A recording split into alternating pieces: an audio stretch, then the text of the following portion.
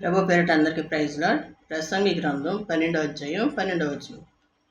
నా కుమారుడా, హితోపదేశములు వినుము. పుస్తకములు అధికముగా రచింపబడును, దానికి అంతము లేదు. అధికముగా విద్యాభ్యాసం చేయటం వలన దేహమునకు ఆయాసకరము. ఇది అంతయు తేలిన తర్వాత ఫలితార్థము ఏమిటంటే, దేవుని యందు భయభక్తులు కలిగి ఆయన కట్టడలను అనుసరించి నడుచుకున్నటే మానవ కోటికి విధని చెప్తున్నాడు దేవుడు. ఎంత చదువుకున్నా, ఎంత పెద్ద ఉద్యోగం చేసినా కూడా దేవుని యందు భయభక్తులు కలిగి జీవించాలని చెప్తున్నాడు దేవుడు. ఆయన యందు భయభక్తులు కలిగి ఉంటే మనకి విద్యాభ్యాసం ఇంకా ఎక్కువ వస్తుంది, జ్ఞానం వస్తుంది, ఎన్నో ఆశీర్వాదాలు, దీవెనలు పొందుకుంటాం. దేవుని యందు భయభక్తులు కలిగి మనం జీవించాలి. చదువుకుంటున్నాను టైం ఎక్కడో నాకు బైబిల్ చదవడానికి అంటారు. పుస్తకాలు చదువుకున్నా కూడా బైబిల్ కూడా సమయం పెట్టుకుని చదువుకోవాలి.